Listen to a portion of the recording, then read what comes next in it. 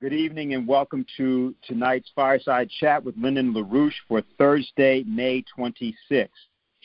Today was an eventful day all the way around. The Schiller Institute did an online conference entitled U.S. and European Military and Security Experts Warn the Insanity of Politicians Threatens Nuclear War. And that conference was addressed by Helga Sepp LaRouche, by Colonel Richard Black, from the as people know Colonel Black and what he's been doing with us, by Ray McGovern, former CIA analyst and one of the founders of Veteran Intelligence Professionals for Sanity, and by two European representatives, Eric Denisset, the director of the French Center on Intelligence Researches, and General Leonardo Tricarico, was a former head of the Air Force, chief of staff, I should say, of the Italian Air Force. Colonel Black, to just be clear for anybody that doesn't know him, was formerly the head of the U.S. Army's Criminal Law Division at the Pentagon, and a former Virginia state senator. So that conference happened. It had a lot of questions. In fact, so many questions they were unable to take all of them, and will be available, at least parts of the transcript of it, by tomorrow. Notably, sections of that presentation will be broken out and made available to be gotten and disseminated. It would be very important to do that. Colonel Black was already being attacked by various so-called Ukrainian intelligence sources actually the day of this event, and that was because of an earlier presentation which is up on YouTube that you can take a look at. I think there are 529,000 views that has as of now, and that's also an excellent thing to circulate. So that's the first thing we'll report about. The second is that Vladimir Putin spoke today at the Eurasian Economic Forum. The topic was Eurasian economic integration in the epoch of global changes, new investment activity opportunities. And he had various things to say, which I'm just going to quote to give you a sense of what he was talking about. He said, no matter how stable the economies of the countries that pursue such a short-sighted policy as sanctions, the current state of the world economy shows that our position is correct and justified. Supply chains are being broken, global crises are intensifying, and in such sensitive areas like food, this is not a joke. These are serious things which affect the entire system of economic and political relations. The violation of the rules and norms in the field of international finance and trade cannot lead to anything positive. And to put it simply, it will only lead to problems for those who engage in such behavior. The theft of other people's assets has never brought anything good for anyone, especially those who engage in such malign activities. And, of course, he's referring to what happened with the imposition of sanctions. And if you want to see what happened as a result of the sanctions, not as a result of what Russia did, not as a result of anything or any impact that Russia's oil, for example, has on the American market, but as a result of the sanctions being imposed for an entirely different purpose. You see what has happened in American life. You see the levels of inflation, not merely with gas prices, but with food, for example, which has increased by as much as 50% on various items, and other increases in inflation. Vladimir Putin otherwise stated with respect to Russia a certain perspective that he wanted to make sure people understood, that they were going to push forward in the direction of science. He said, for our country, for its development, engineering centers, scientific centers that are the basis of its development are what is important. This is what we should think about and what we should work on both within the Eurasian Economic Union and in a broad sense with our partners, those who want to work with us. So his orientation was entirely not dismissive of the sanctions, certainly, but he refused to be, in his speech, dominated by and reactive to that circumstance. This is very important because this is a general way of understanding certain things about China and Russia, contrary to the absurdly self-centered, egocentric, and adolescent view of countries of the transatlantic. everything does not evolve around NATO, doesn't evolve around the Anglosphere, doesn't evolve around the ratings systems of the United States or the entertainment proclivities of the United States. Most people in the world, of course, were not born in America, and many people don't really care very much about what happens in America. What is going on is that there's a new world, and that new world is something we're going to be talking about. Bill Jones, who will be speaking to us tonight, had prepared something which I'm going to read, kind of as a way of orienting for those who were planning to get on tonight. I thought it was useful to read this. He said, "There's a lot of talk about the cancel culture movement these days, but this didn't begin simply with tearing down a few statues. It began about 100 years ago with the British operations to transform American culture, represented by George Washington, John Quincy Adams, Abraham Lincoln, and FDR, into the type of imperial mindset that has been manifested by President Biden and his regime in their new surrogate warfare against Russia and in the attempt to create an Asian NATO to contain China, reflected in Biden's recent trip to Asia. Why does the United States president see himself as some kind of emperor who can unilaterally dictate the rules for the entire world? The fact of the matter is that this emperor doesn't have clothes. While the United States can still provoke a nuclear war, it has a hard time building or even repairing a bridge or a railroad. While the emperor can carry a big stick, he has no carrots to offer anyone. If we are to return to a policy where the United States can, quote, build back at all, we have to return to our true cultural roots and traditions where Russia and China were major countries that we could work with. In spite of the differences in our systems, we must cut the rope that binds this American cockboat to the British man of war and hope that the British will learn some manners from their Irish neighbors. He sticks that in, and we'll ask Bill to comment on that. But before we go to Bill, I want to reference something else to give a better conception of what's really going on here concerning the American mentality, as opposed to the notion of saying, for example, well, does Biden think he's an emperor? It's not really clear to us what Biden thinks one way or the other. In fact, it's more accurate to say, as Ray McGovern said today, Biden gives Putin a promise that the United States has no intention of putting any missiles on the border of Russia, and then finds that promise go up in smoke. And so the question that he has to ask himself, Vladimir Putin has to ask himself, is who is running things, who can he trust, and how can he possibly negotiate with the American presidency? Why is that kind of question a necessary or essential question if you're the leading nuclear power in the world outside of the United States? Well, Lyndon LaRouche, back in 1977, 45 years ago, wrote a document at that time called NATO in Caesar's Foolish Footsteps. And he said something there which I want to indicate just to give us some background for the discussion we're about to have. He said, during the 18th century, the forces of evil centered around the British ruling Welsh monarchical house and the heirs of the evil nominalists, Thomas Hobbes and John Locke, occupied themselves in the study of the fall of the Roman Republic and the emergence of the Roman Empire. This study was directed to the purpose of adducing from the study of the Roman Empire a political art by which the British monarchy and its accomplices could develop a global rule of Pax Britannica as the intended successor to the Pax Romana, the British Empire, or what today they call Global Britain, for example. LaRouche continues. In reaction against this British venture, the humanists of that century identified themselves with such figures of the Roman Republic as the Gracchi brothers.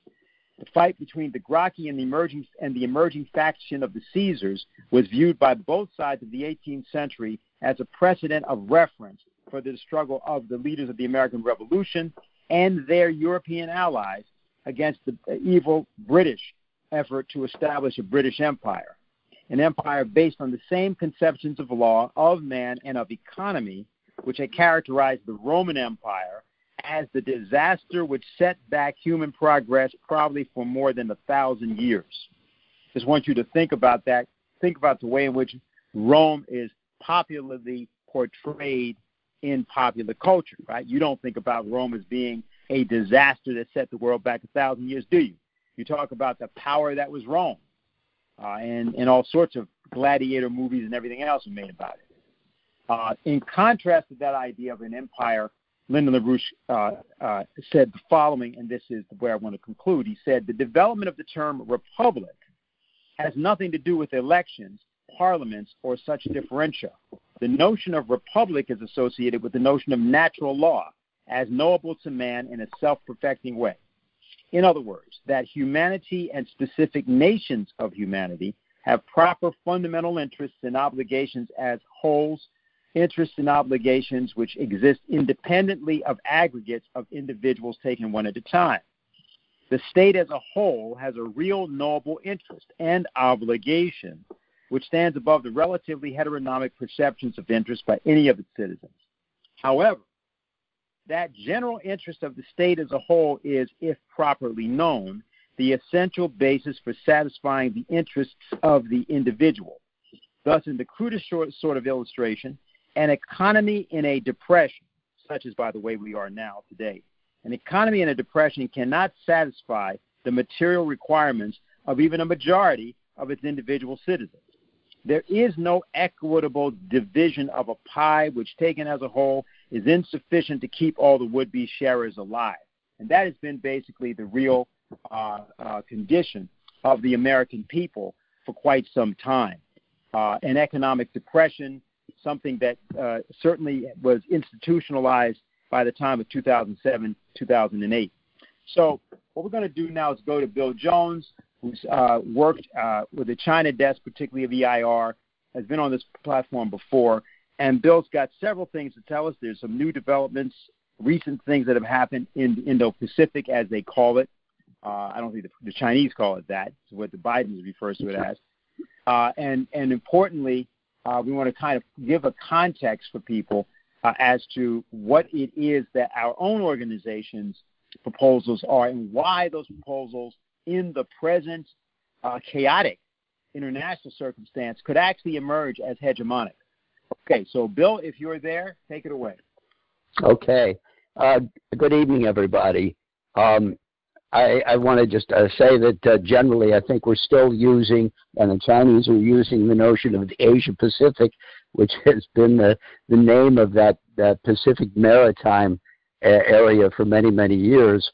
And the Indo-Pacific came in simply because India, which is an important country, was attempted by the United States to bring that in as a counter to China in the Asia Pacific. So they expanded this to an Indo-Pacific because they want to bring the Indian Ocean powers into this quad, where they are in the quad, to contain China. But I'm sticking with Asia Pacific because that's more the geographical area that we're concentrating on now, the issue of the Eastern Pacific with China, Japan, Australia, and the other countries.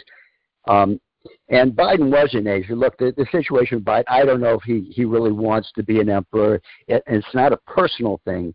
It's an establishment operation from the point, that the United States made the decision that we are going to make the rules of the world.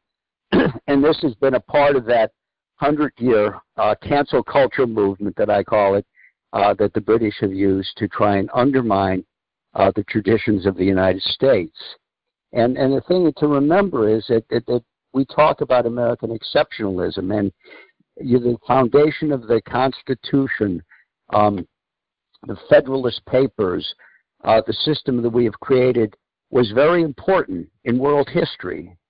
And it was a beacon of hope and a temple of liberty. And to the extent that we adhered to those principles, at least up until the time of Franklin Roosevelt, and even to a certain extent Kennedy, there were reflections of that in Reagan, not quite as strong as before. It was an important force for good in the world. That doesn't mean that we have the right, that we are the country that's going to steer the world. It's a world in which is developing very quickly.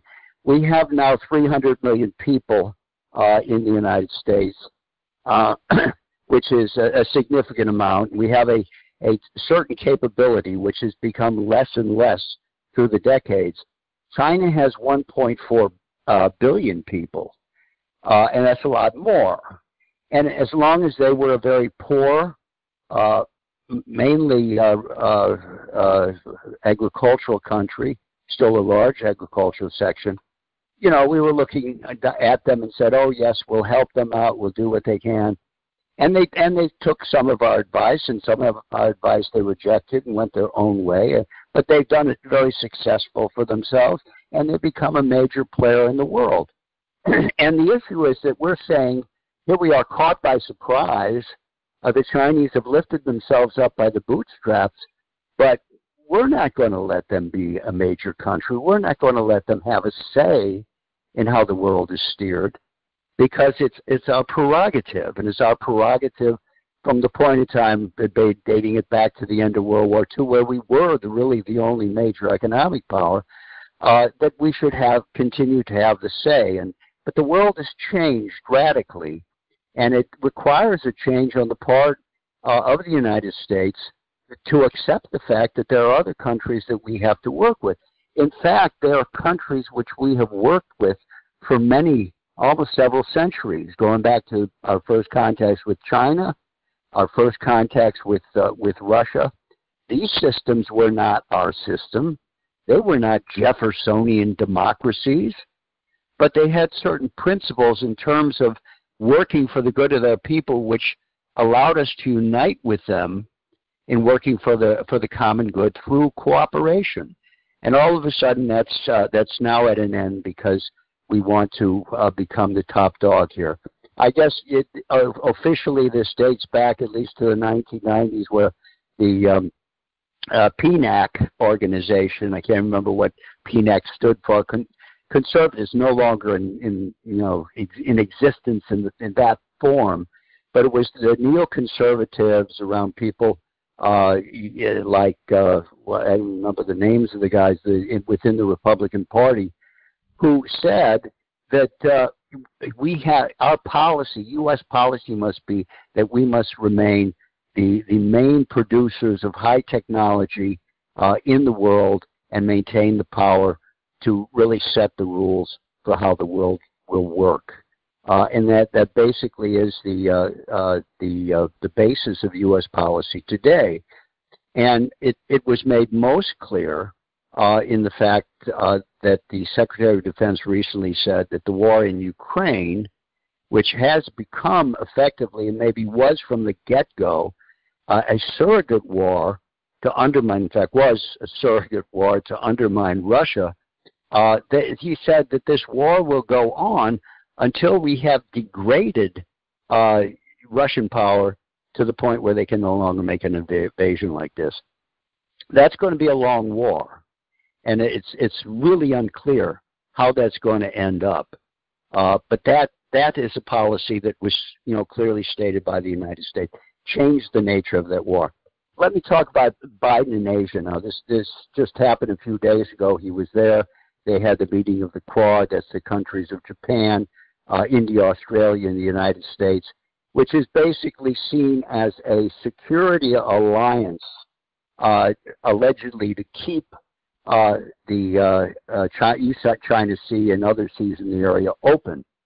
Now, there's no threat to them. Nobody's trying to stop traffic. Nobody has stopped any traffic in any of these seas, certainly not the Chinese, but the threat is being posed by the United States in order to create this kind of alliance.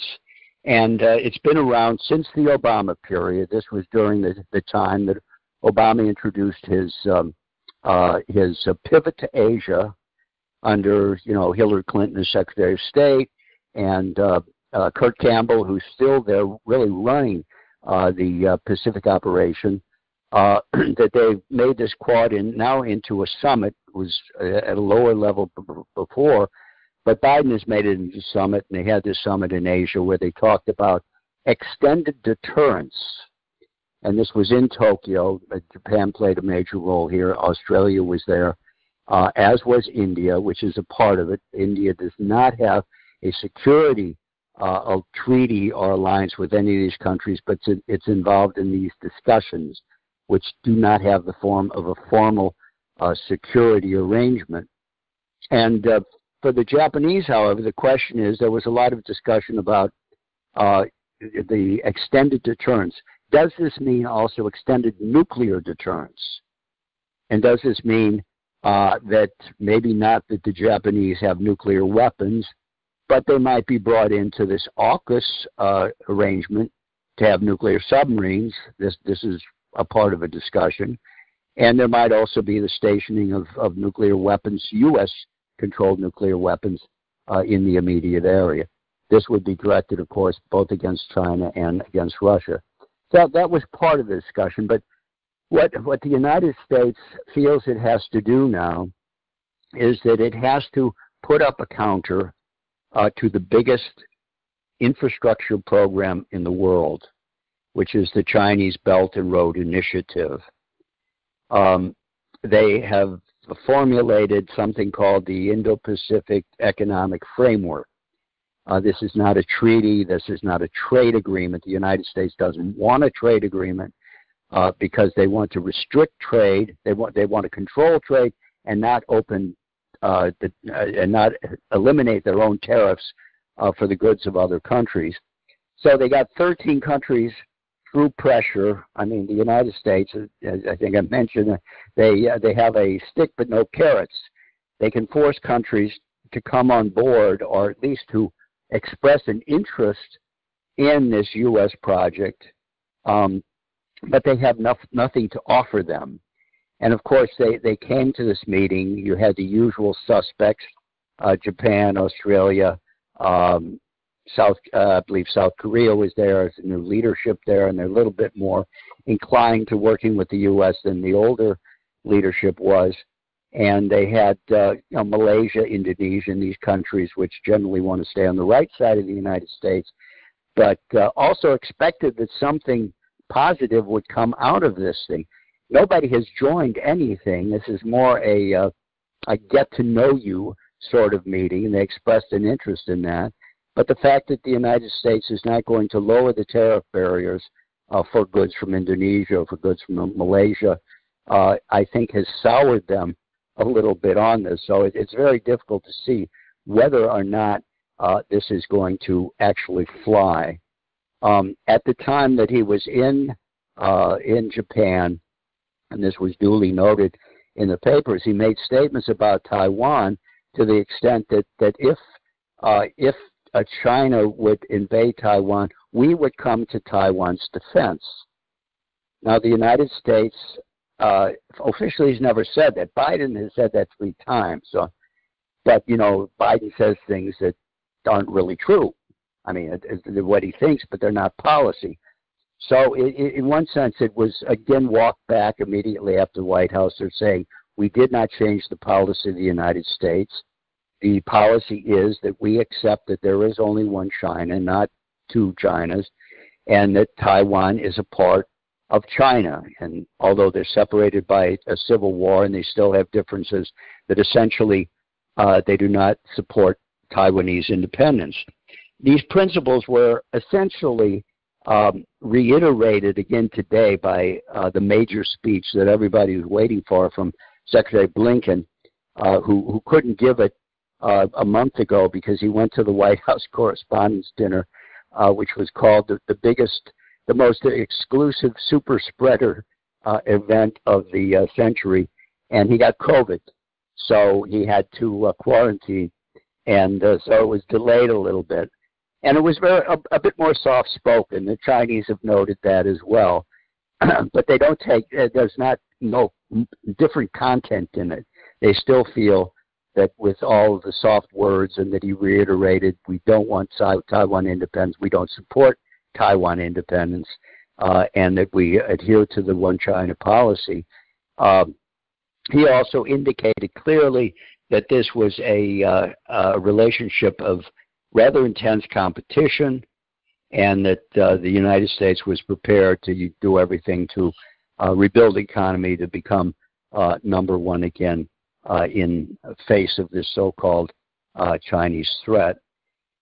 And we see the same policy, of course, with regard to Russia, that it's not only banned from political context, but also culturally. We have instituted cancel culture policy toward Russia, so that all of those, Russian opera singers and musicians and who don't make statements attacking Putin are not going to perform here. And this is, it is really total insanity. So, I mean, this is the problem that we have to confront, because in one sense, the political establishment has been affected by this British virus, this British imperial idea. The American population has not. And when you see, for instance, the Chinese ambassador, who's really been isolated from all, major discussions at the secretarial level. I think he had one phone call with Blinken, and he had one meeting, I think, with Wendy Sherman, who's the deputy secretary, but that was it. And so he's isolated. The Russian ambassador, he can't talk to anybody. He doesn't have any contact whatsoever. He's here, he's got an embassy. People are being thrown out because of the back and forth of the sanctions, or including, the restrictions on Russian diplomats who are allegedly all spies, so that they, have to leave. So it's really a policy of isolating them diplomatically, which they're also doing with regard to China. Now, the ambassador, of course, is a very smart and very eager and prolific meter with people. He goes to all kinds of events that are open to. The Flying Tigers had a celebration at the Air and Space Museum this week. He was there. Juilliard, which also has a school in China, the Juilliard School of Music, he also went there and talked to them. And he was out in the Midwest at this a very important meeting with farmers out there who want to sell soybeans to China, and who have had traditionally a very good relationship with China, to talk to them and work with them. But it's still very low-level, people-to-people discussions which are going on here. And the issue is they can't really do much about it, because because they don't have the context, they don't have the ability even to speak to a lot of these people, even to exchange ideas at a high level on this, whereas we do.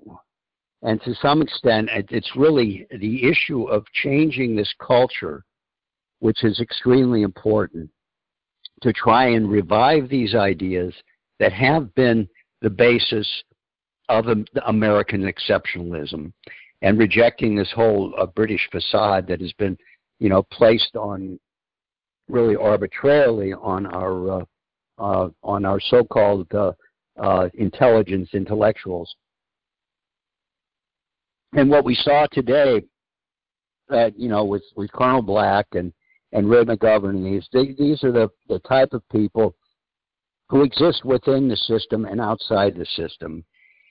And to some extent, that's got to be tapped into and become a political force. There are individual voices who are expressing concern about this, but unless they are focused into a political movement, which really we are ideally positioned to do, it becomes like a very dissipated reaction, like a voice crying in the wilderness, whereas they have to have a megaphone, and we can provide the megaphone on that.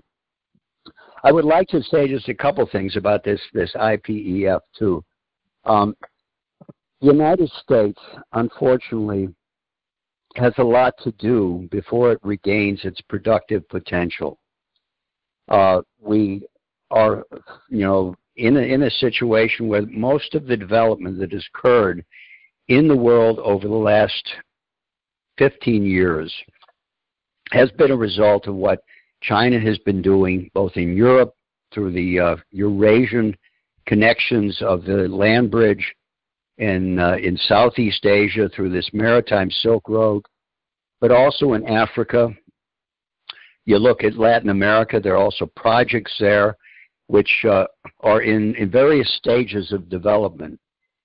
We used to do that ourselves, but at the point of time that we transformed from an industrial economy to a service economy or to a coupon clipper economy and outsourced our industry, our industrial productive potential has decayed. And we can still do a lot. We can still spend money on weaponry. But again, we don't build railroads. We don't even build railroads here. We are losing our capabilities in terms of productive labor power. To revive the U.S. economy, I think you'd have to have a major educational program, both in terms of vocational education, creating new skills, bringing young people in particular. We saw the shootings in Texas, right? And everybody's going to talk about, gun control and all that. The problem is that the individual is really a reflection of the culture around him. We are not, totally alone here as we grow up and form ideas of our own selves, of our own commitments. We do that through the contact with the culture that exists in the country. And when you have a culture that's oriented towards development, you have one oriented towards, improving the situation for the people around them, it gives the sense of the individual the sense, yes, I can contribute. My life is important because I can become a doctor, or I can, become an engineer and build bridges or help build cities. Or I can be a scientist and discover new ideas. And if you have that focus, if that is the center of your culture, it's going to permeate the entire society, and you will have people who feel that they have a sense, a real sense of identity, a sense of I as an individual can contribute to my society. But when you have a society that's going downhill, including a society which is just full of all these video games and, especially the killer games, that's going to create a mentality in which individuals become wild men, angry, and eager to do damage to society around them. And unless that is changed, you're going to have these kind of phenomena. I don't care how many guns you're going to control. They'll find something. The issue is the culture. And unless you can change that, you're not going to have any success in that. And the culture is based, of course, on the idea of economic development. What the United States is doing now, as a crippled economy, is that they're going to Asia and they're saying, well, you can join us. We will work with you on high-tech issues, AI, semiconductors. You're very important today in this technological battle. And we will set the standards, your labor standards, your standards of the quality will be set by us. And if you work with us and you produce that on this basis, you'll be able to, make some forward motion. But the reason of setting these standards, of course, is to exclude those countries that don't adhere to those standards, namely excluding China. But the irony of this thing is, in my mind, and I haven't looked at it very closely, in detail, is that do you think that Indonesia or Malaysia or Cambodia is going to produce at much higher standards than China? It's ridiculous. So it's really just a formulation of trying to get countries together, which bring them together and restricts China. I don't think it's going to happen. I just don't think there's any reality to it. Trade with China for these countries is absolutely essential. And they're not going to reject that just for the sake of maintaining so-called American hegemony. They also said, and Biden said that himself, that if you join this will be a race to the top. Everybody can make it to the top. Come on now. They don't want anybody at the top except the United States. That's also been the policy, especially from the South. In 1973, during the Nixon administration, we had a national, what was it called? A national security document, 200, which said that our greatest threat is from the countries of the South, who have all these people, and if they developed, this would change the balance of power. And therefore, we should make sure that balance of power doesn't change by restricting what is going on in these countries. Another reason for the United States not pushing strongly to develop the nations of Africa, Asia, and Latin America, because they could become potential so-called competitors, as has indeed happened, I feel has happened with China. So we got what we have is a situation where we're facing war in Europe, and we're facing increased tensions in Asia. This can also become a military problem if Biden again talks about defending Taiwan, and there are people here who want to do that. It's not U.S. policy, but they want to do that. And if it is seen, of course, by the Chinese as a reality, there may be trouble in the Taiwan Strait. The Chinese do not want to invade Taiwan, but if they feel that the United States is going to do everything to defend Taiwan, they may do it on the basis that we should do it now before they become too strong. I mean, it's similar to what you had in the situation in Ukraine, where Ukraine was consciously being used as a marcher lord against Russia, and the Russians have even published the documents on this. That at the point where there was a split, when the right wing in Ukraine decided that they wanted to, they were going to take over and eliminate Russian as a language, eliminate, really the Russian-speaking Ukrainian population, which is a significant minority in Ukraine, that they started to take over the western section of the country. The eastern section of the country, and to really chase the Russian speakers out and bring in Ukrainian speakers. And this is at the point that Putin reacted, because they were not only intent on launching a new offensive against the Russian speakers in eastern Ukraine, they were also going to launch an offensive against Crimea, which had been taken by Russia in 2014, simply so that they wouldn't lose their defense capabilities in the Black Sea. So this was an operation that was designed to counter a move by the Ukrainians, which probably would have led to a nuclear war, because if they did indeed place weapons that close to Moscow, there would be no alternative than to react militarily against this existential threat. And of course, Russia has, at least for the last 20 years, the nuclear doctrine that they will only use nuclear weapons in the face of a nuclear attack, or in the face of the attack, which was an existential threat to the country.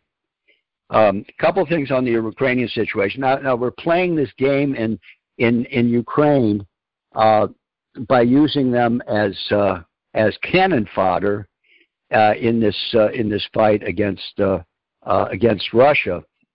But there's also that we're also opening a certain can of worms, which will, I think, come to haunt us in the near future. Of course, this idea of having an empire, of having NATO, unity in NATO, of having unity in the Asia Pacific around some kind of U.S. formation, is based really on a fallacy. And that fallacy is that these other countries are going to follow in lockstep with every dangerous move that the United States makes. Look at the NATO situation.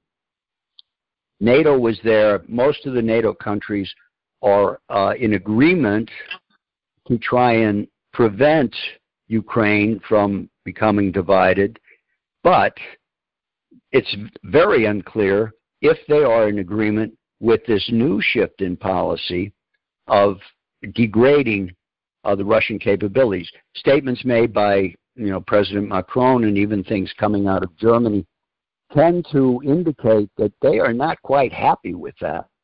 And if the U.S. and the British are playing the major role militarily in Ukraine. There are British advisors all over the place there. Ukraine has been a British playground since World War I, when they also designed a policy of bringing Poland and Ukraine together as a bulwark against both Russia and Germany, which were the two major powers in Europe. Feeling that if they did that, and if they controlled this Middle European, this Eastern European coalition, they would still control Europe.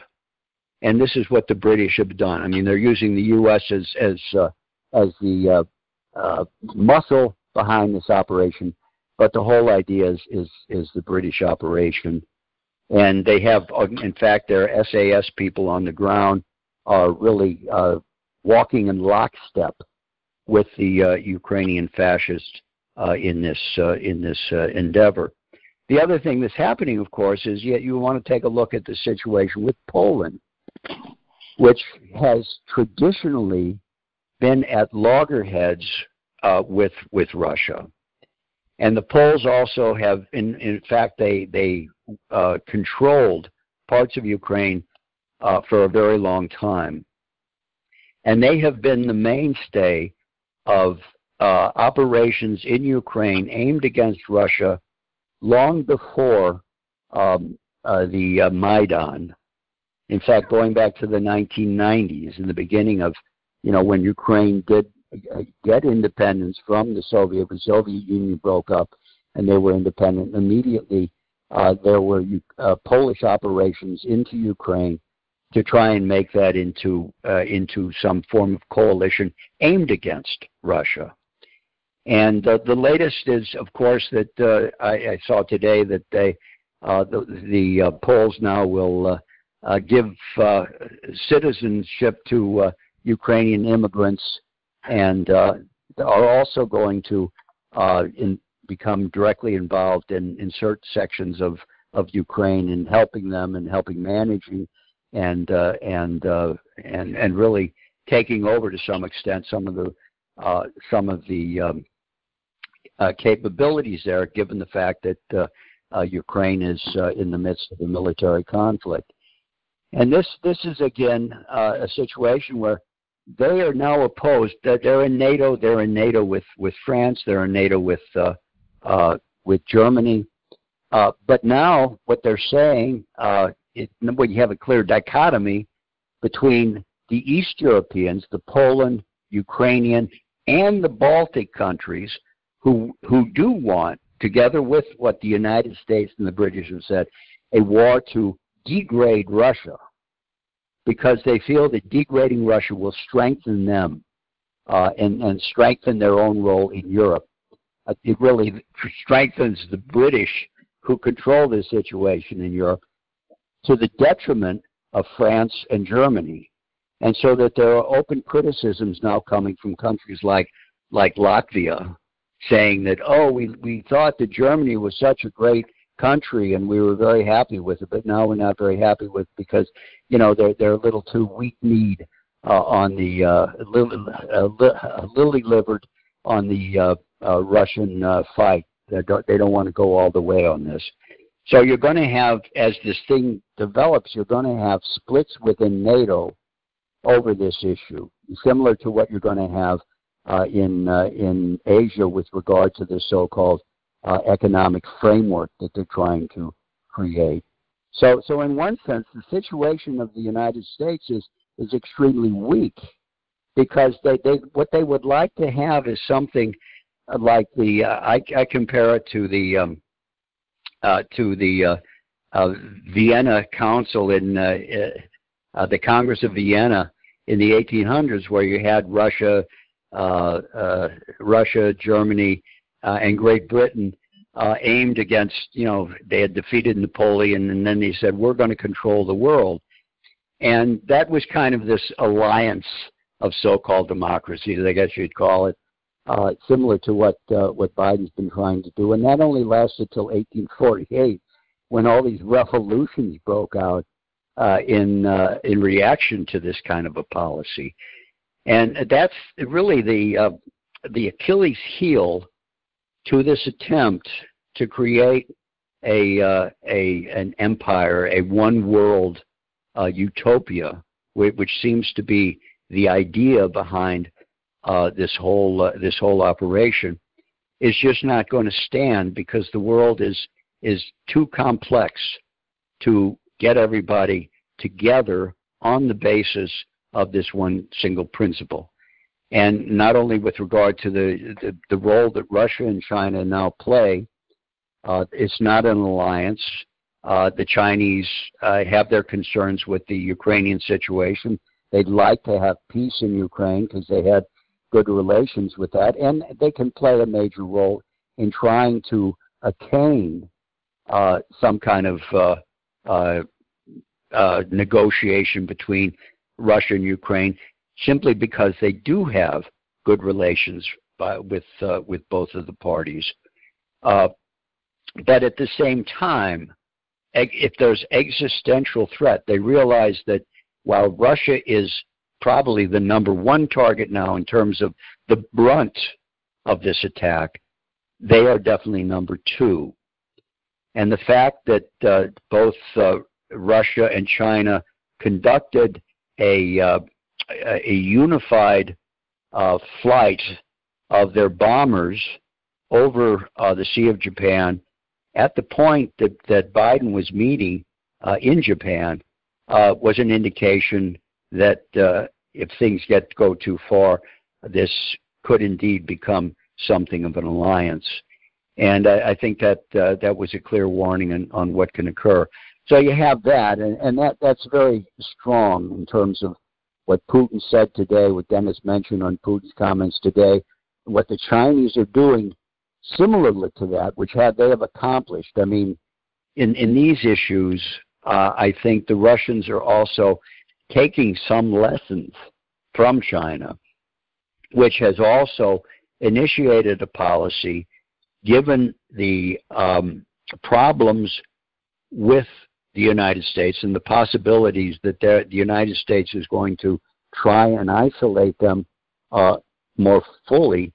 They are going to be doing a major job in retraining and setting up their science institutions and moving forward big time on developing their own science and technology capabilities, and be independent of the need of some of this connections with the United States, which could be cut off at any particular time.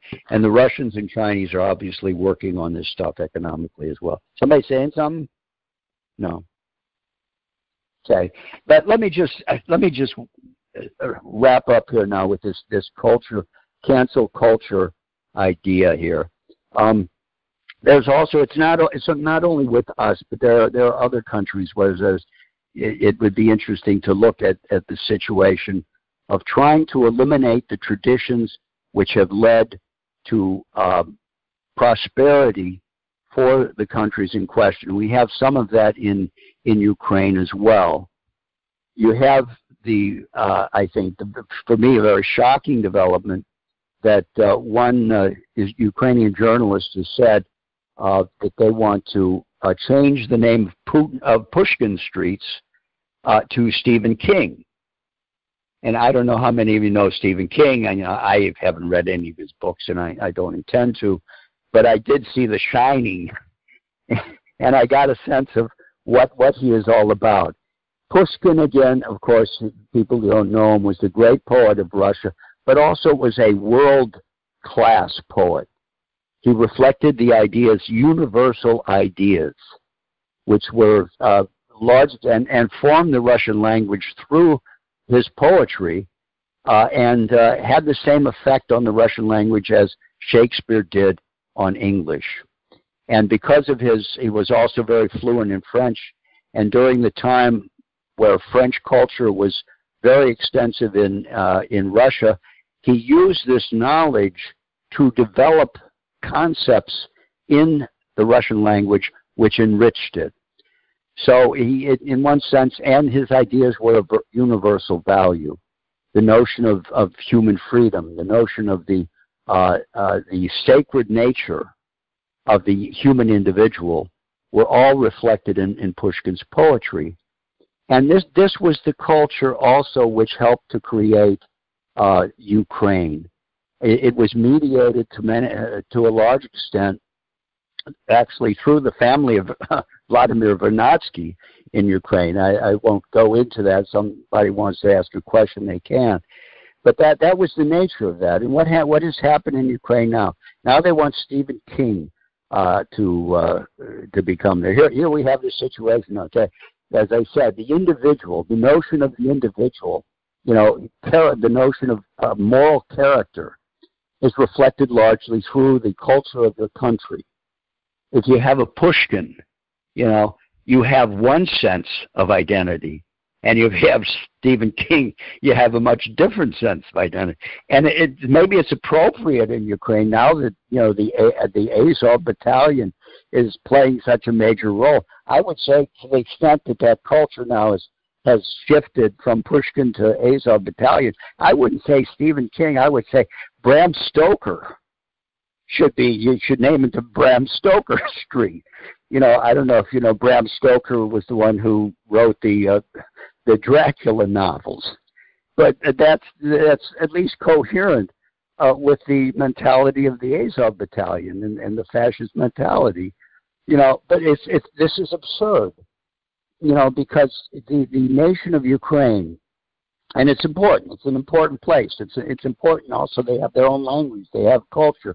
But it's also a part of the Russian culture. You can't just reject that without changing the nature of your culture. You will then change Pushkin culture to Stephen King culture or to Bram Stoker culture.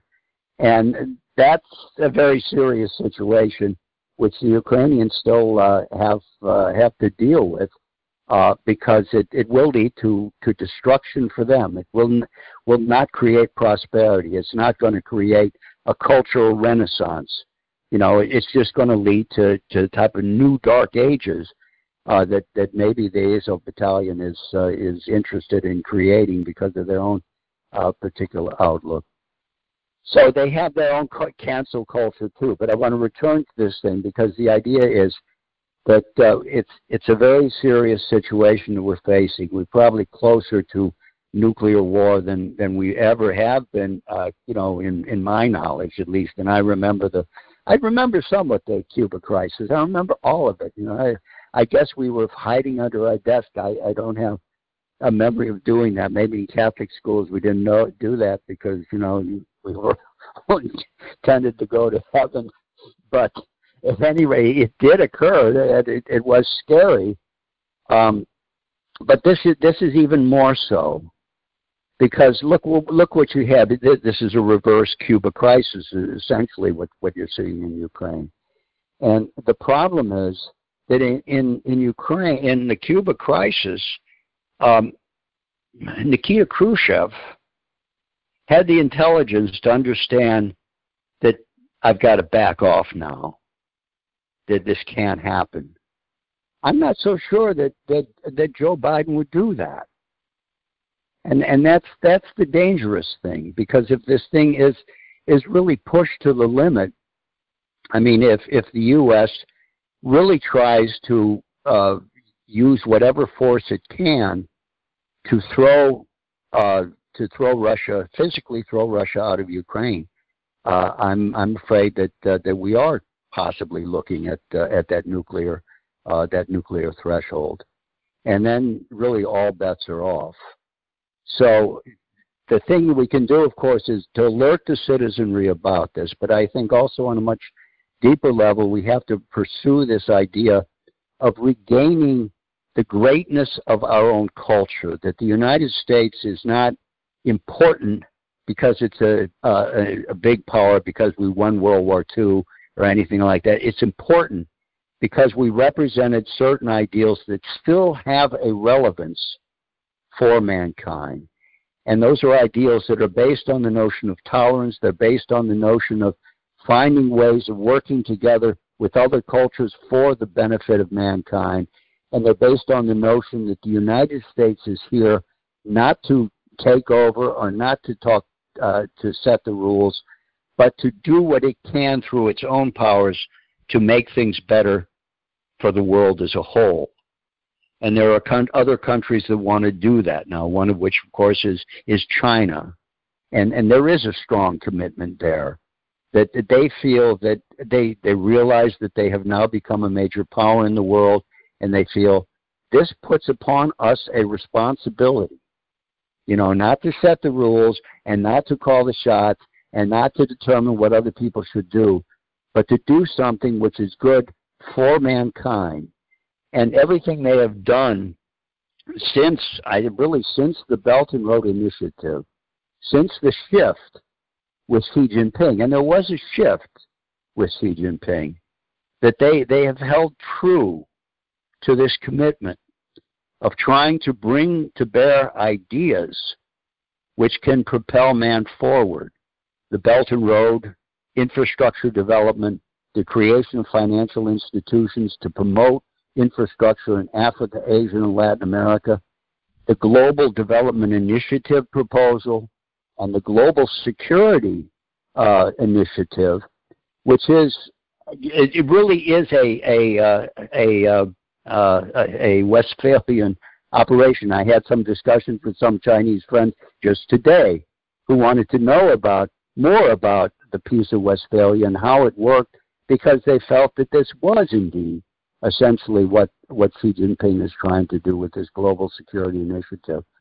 And these things are being supported in the world as a whole. Again, sometimes you just can't worry a lot about what people are thinking around you, because they may be thinking wrongly and other people think quite differently. So that the strength of what we have is not simply in what we're doing here. We have to do it. You have to change it. But it's the international situation in which people, you can't fool all of the people all of the time. And all of the people are not being fooled by this insanity that U.S. is pushing. So in one sense, that is a strength for what we are doing, bringing to bear the intelligence that exists also outside the country on the situation here in the United States is also an important part of what we can accomplish. And I think, what was done today also at the webcast was also an indication of that. So with that, I'll leave that. It's been lengthy, but so be it. That's fine. Okay, Bill, thanks a lot. Here's what we'll do. Obviously, there's been a lot done today, and you heard a lot. And I want to take this as the opportunity to say people should purchase our alert service. It's associated with Executive Intelligence Review magazine. Of course, EIR magazine was started by Lyndon LaBrouche back in 1974 precisely for the purpose of allowing any American citizen to have the same sort of briefing and same sort of access to an evaluative process of any government, at least anyone operating on a middle-level decision-making level. And actually, we aspired to be much better than that, and often were. That publication, of course, has been published continually, 50 issues a year since 1974, 48 years. So it's one of the longest continuously published magazines in American history. And it's an important thing for you to become part of. Just as we were talking, we had a report that came in concerning Russia's discussion of these recent developments in Poland. We're not going to go through that now because we've already heard quite a bit, and there are one or two questions. But I would say the following before we go much further.